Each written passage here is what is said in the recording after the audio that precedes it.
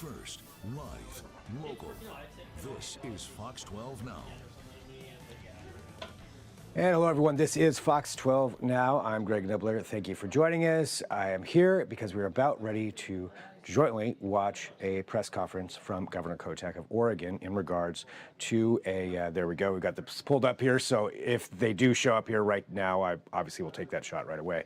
But this is in regards to a roundtable that Governor Kotek held today with Oregon businesses to discuss, at least in part, tariffs, trade, and the economy here locally in Oregon and the Northwest. There were a number of different business executives who were there. I've got a list of some of them just to give you an example. Trey Winthrop, the CEO of Bob's Red Mill. You had Todd Nelson from Bountiful Farms Nursery. You had Dave Dillon from Food Northwest. You had a representative from the Oregon Association of Nurseries. So a lot of very, obviously, Oregon businesses. Curtis Robinhold, Executive Director of the Port of Portland, the CEO of Wild Fang. You had somebody from Columbia Distributing as well. So all different organizations that would be certainly most likely affected by tariffs and some of those things that are going on there, whether it's importing or exporting. And we'll find out more here shortly. This wasn't something that we have a lot of information on as far as what was said, but we expect that that's what we're going to get as a recap, at least from the governor and whoever else speaks at this, just about what that conference was. So, and that's just bringing you up to date on about where we are with this. This was scheduled to start about 15 minutes ago, so we're still waiting, but I'll go ahead and pull this up for you now, so we'll keep it on here. And if I get any updates in the meantime, I'll bring those to you, but it looks like maybe we're getting close here to getting this thing started. All right. Yeah, no, I'm sorry. You guys took this up with me. I think we can go ahead and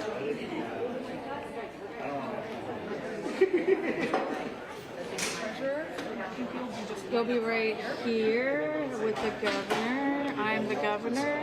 Yes, you look just like the governor. I know, that's what everybody tells me. They're like, we just can't tell you apart. And then... Do you want to stand behind her? Come on. I think we definitely need Emma back there. I love the whole suit. I want a suit so bad. Just like this is your business. I think that I was born in the year in 1980.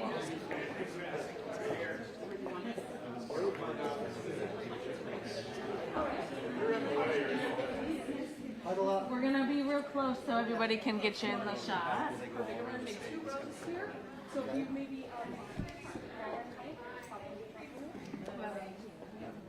Fun size.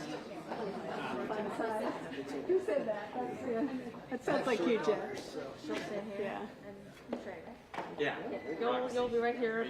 Yeah.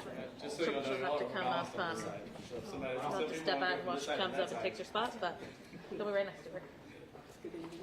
Never really been in the way before, so I think I'm moving. Never really. I'm gonna ditch my phone. Yeah. We're just standing at the ready.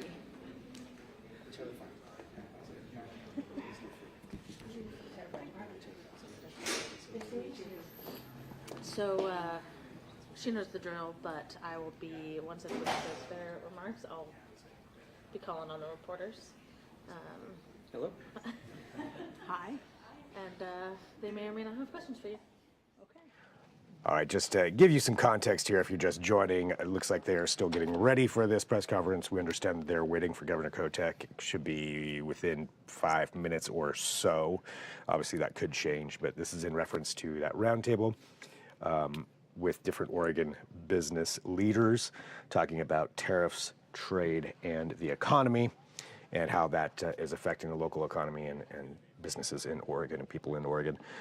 To recap on some of the business owners, which I'm presuming are some of these people here in this shot. I don't know that for sure, but we have Paul Durant from Durant Vineyards and Olive Oil Mill was part of this. Okay, here we go. Here's Governor Kotek. We'll go straight. Good partnership.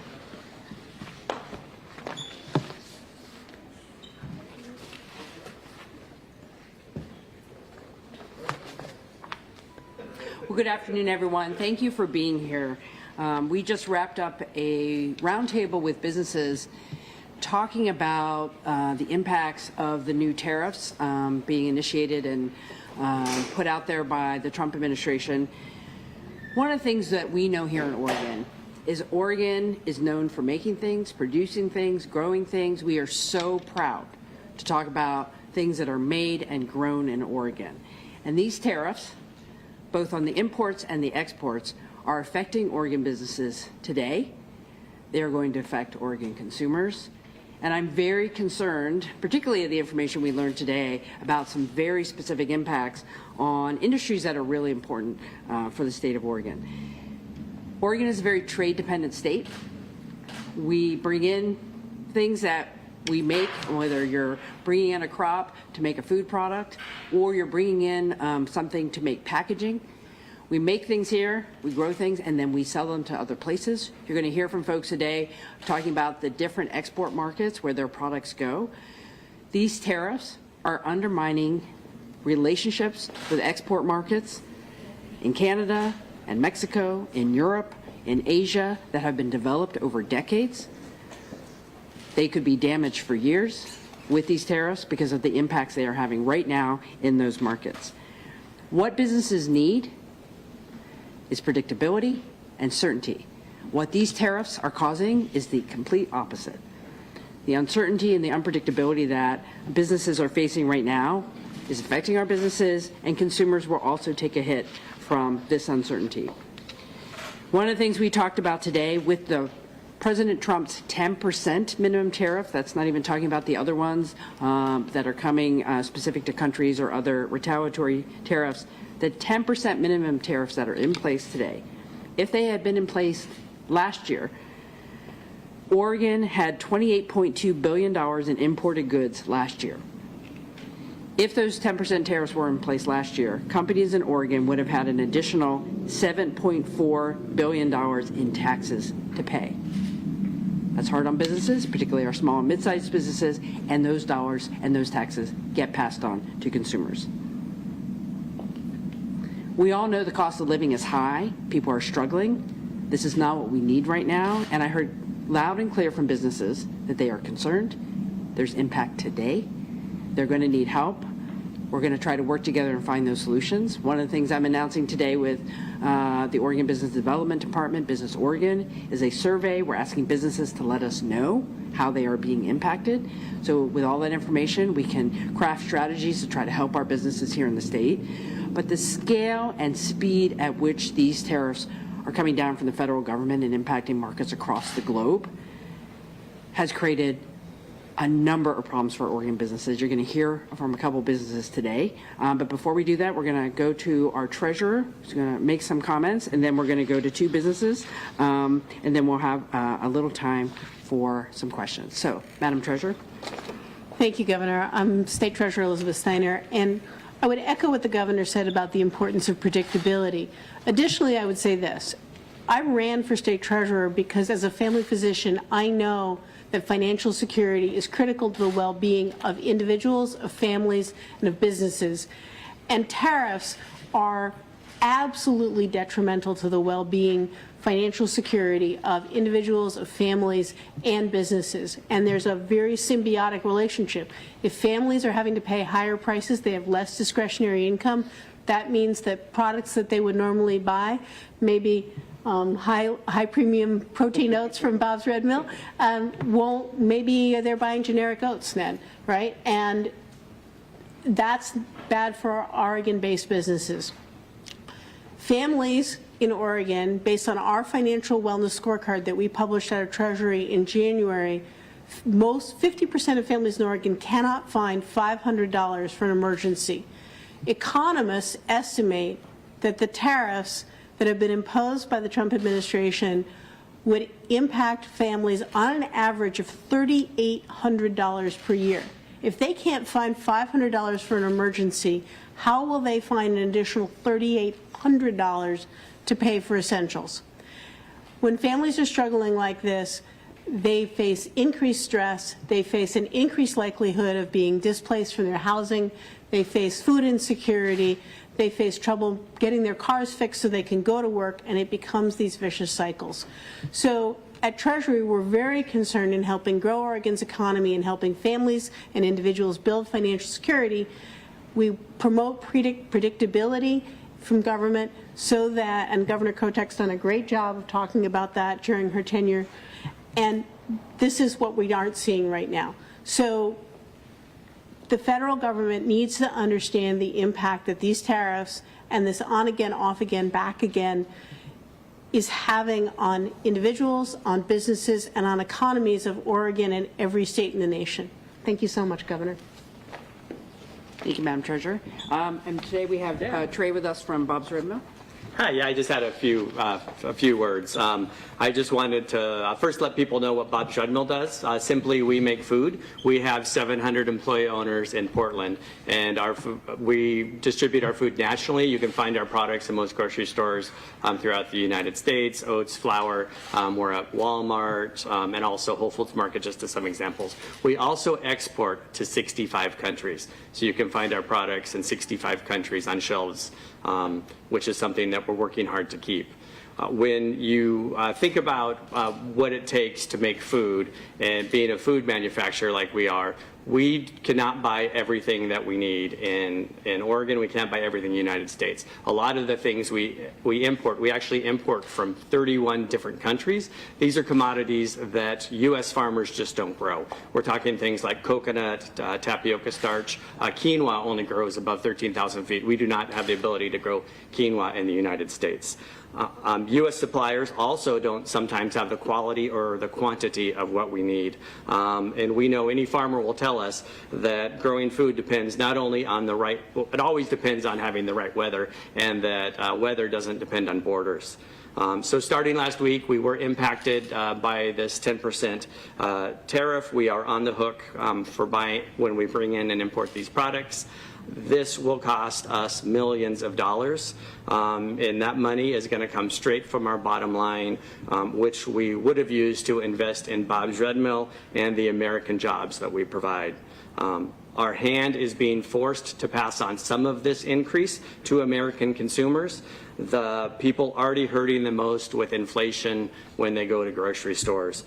These tariffs are a tax on U.S. consumers, and they will also hurt our employees.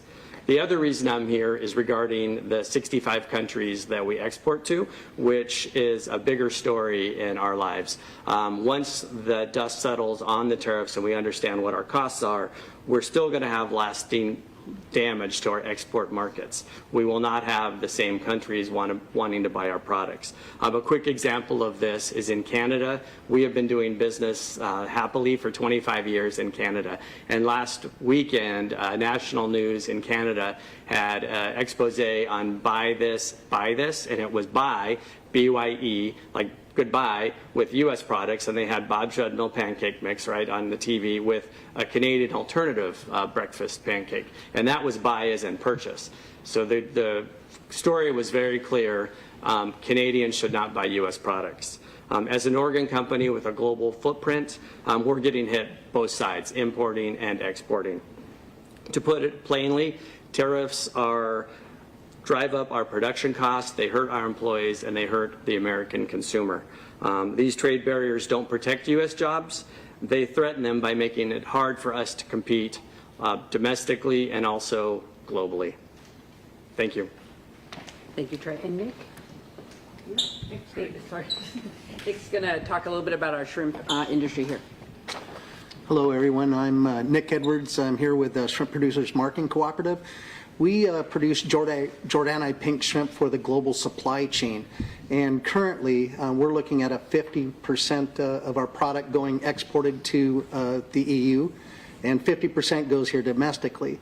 On April 12th, we heard that the Jordani pink shrimp is going to be put on a retaliatory trade of 25%, and so that pretty much takes out our export markets. What's really ironic is that we have countries like Denmark. They buy 4,000 metric tons of our Jordani pink shrimp for the global supply chain that they do throughout the EU, and now they have to find another product to replace ours when they prefer ours. So we have an extremely an uphill battle of what we have to do is We need our help with USDA to try to find, a Section 32 for a food service program to implement Jordani into the USDA AMS food service programs. And hopefully we can get our season started, because right now, because of the 25% tariff, we have nowhere to go. So our coastal communities and our canneries are going to be sitting idle until we figure out what we're going to do next. Thank you. Thank you, Nick. And we have, we also heard from two economists, one from Business Oregon and our state economist, Carl Riccadonna. So if you have questions from our, questions of our economists, they are here to answer them as well. I think the bottom line for me before I take questions, Oregon is not well served by these trade wars or these tariffs. We believe in trade here. We have built entire industries based on trading relationships, both coming into our state and going and leaving our state, across the country and across the globe. These tariffs are bad for Oregon, they're bad for Oregonians, and people are going to get hurt and businesses will be hurt. And so we really urge the Trump administration to not just pause, but to eliminate these tariffs and to give businesses more time to plan for changes in manufacturing if that is actually the goal. So thank you. We'll take any questions. Before that. Semiconductor manufacturing was described as the elephant in the room. Was anybody invited, or were they not able to come until, I guess I'm just wondering why they weren't here as a part of the larger Oregon business community that's in this? Thank you for that question. We, I wanted to focus today on our small and mid-sized businesses, but you're absolutely right. Semiconductors, large part of our traded economy here in Oregon, very important. So anyone not here doesn't mean they're not important, but we did want to focus on small and mid-sized businesses in particular, because to turn around one day and have a plan and then the next day be hit with a $150,000 tax bill because of the change in the tariffs, and you're a small business, that is substantial.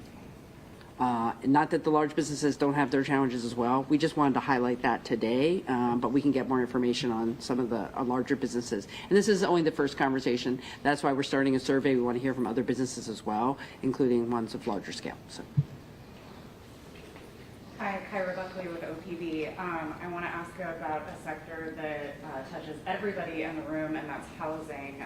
And I've been hearing from home builders and multifamily developers that they have a pause on all projects because of these tariffs, and I know that that's really important for our small businesses that are wondering where their employees or themselves are going to live.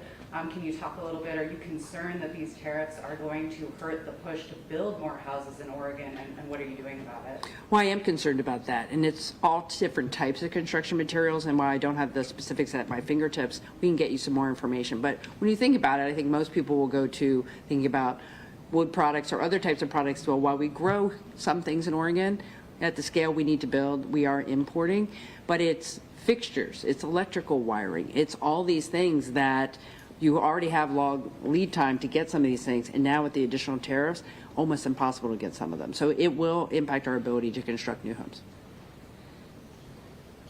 Thank you for taking our questions. Today, Governor Newsom announced that he was suing the Trump administration for those sweeping tariffs. I'm wondering, do you have anything like that on your radar, any lawsuits coming up, or any other future action in response to this? I am aware of what the governor in California is doing. Here in Oregon, I will be communicating with the Attorney General. We're looking at all threats to Oregon, and the tariffs are one of those threats coming from the Trump administration. Right now, I don't have anything to share about our strategies, but we'll be looking at what California is doing, thinking about what we can be doing here. We want to protect our businesses, and it was interesting to see their strategy today, but we need to look at it and see if that's a good one for us. So.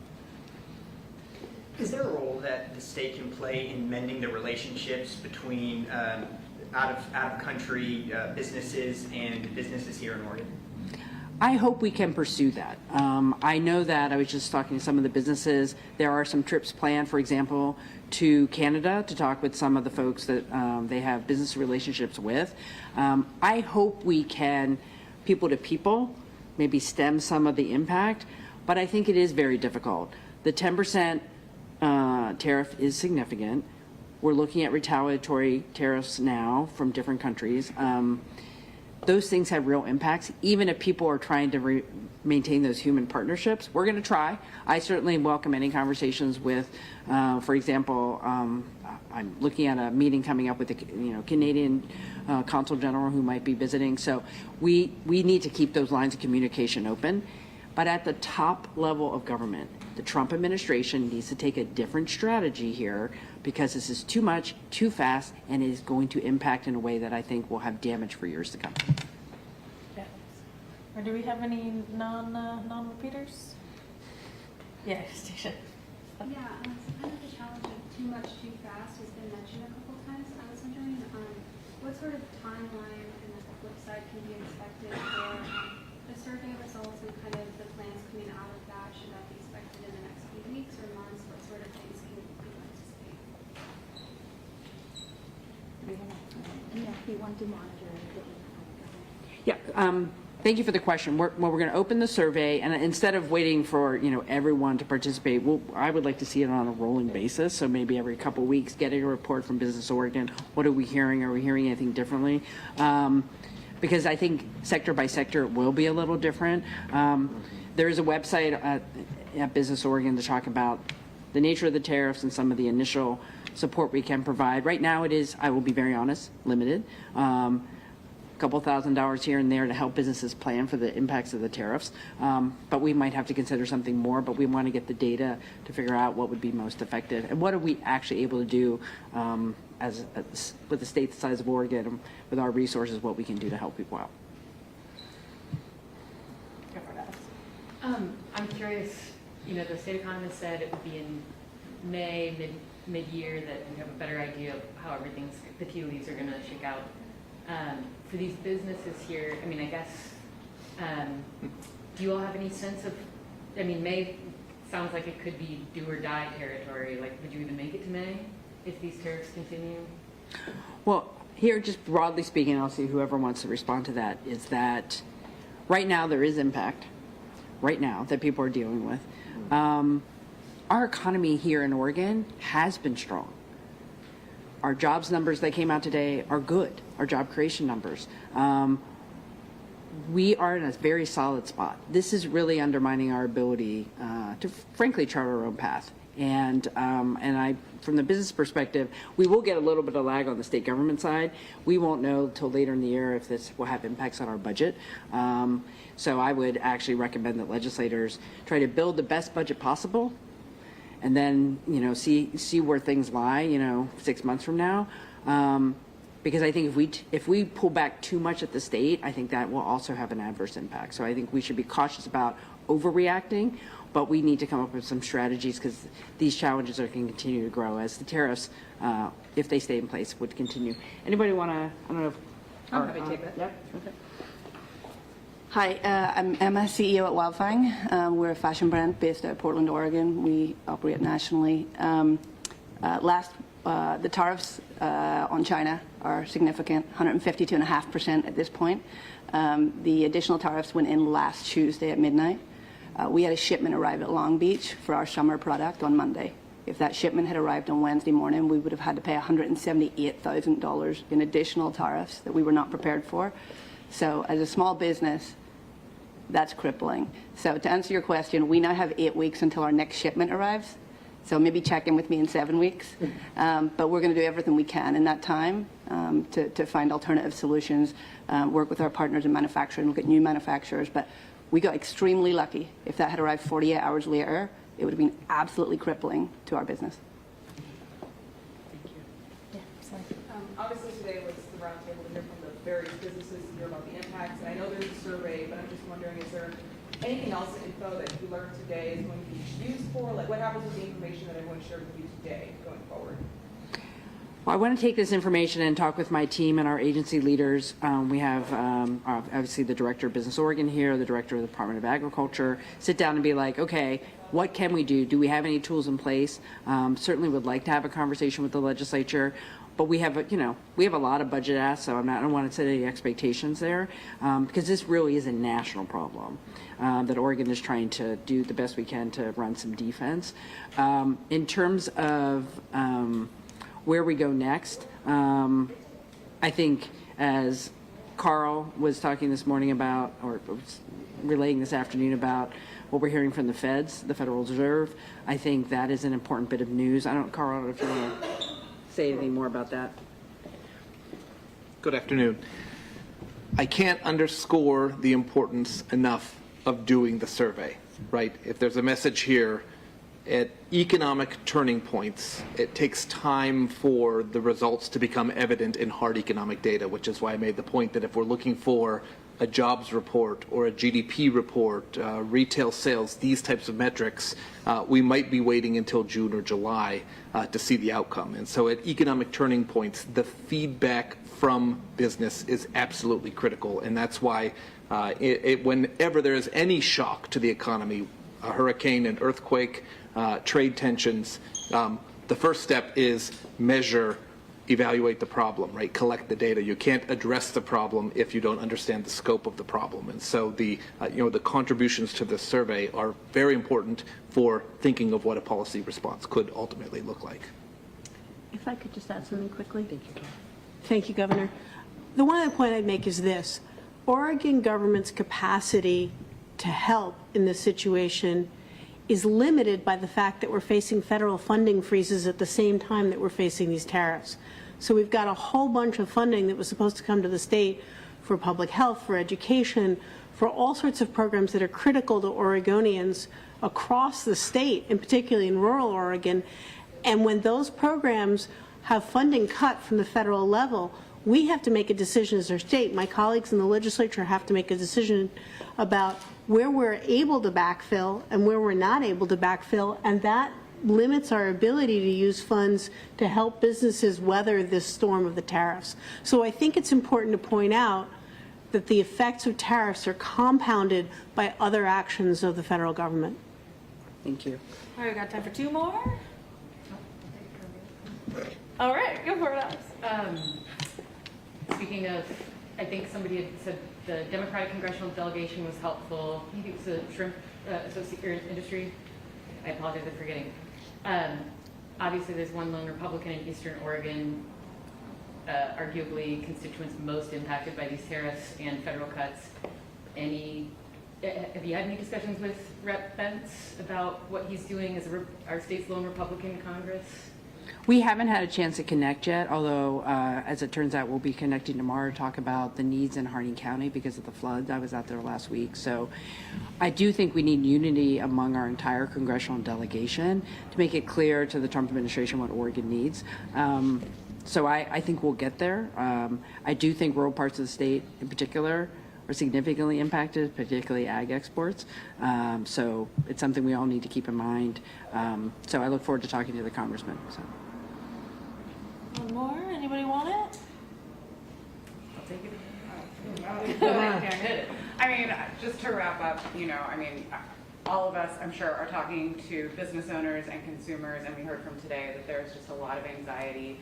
Of course, life is uncertain, but we are facing a specifically uncertain time, and I'm just hoping you could talk to everyday Oregonians that are trying to go to work, trying to make ends meet, trying to make their car payments, and they are saying, even if these tariffs get paused again or something else happens, prices are already going up and they're already having a hard time. Can you just talk a little bit more about that? Yeah, thanks for the question. Well, to Oregonians who are watching, I know things are hard. I do my own grocery shopping as well. I see what's out there. I know that folks are seeing prices going up and up and up. Our homelessness crisis is about folks who cannot afford their housing. So, a couple messages. We're in this together. We're going to continue to be smart about what we do to address problems and try to find those solutions together. I've been heartened by folks across the state. We have businesses from across the state. Leaders across the state are trying to figure out these problems at the local level. As your governor, I am going to keep fighting. I'm not going to give up no matter what we hear from the federal government. We're going to be smart about what we can do, and we're going to be focused on helping individual Oregonians and their families make ends meet and do what we can to solve problems for you. So know that we need to hear from you. I want to ask all our news outlets today, please promote the survey So we do hear from businesses. And folks can always email my office to share your personal stories so we can understand what is happening on the ground for you today so we can solve the problems together. So thank you. And I want to thank the folks who were joining us today. Thanks again for being part of this. We got a lot of work to do, and this is just the start of a conversation on this issue. So thank you very much. Thanks, everybody. Thanks, everybody. All right, here we go. Governor Kotek wrapping up. That's conference. On this later on at 4 o'clock.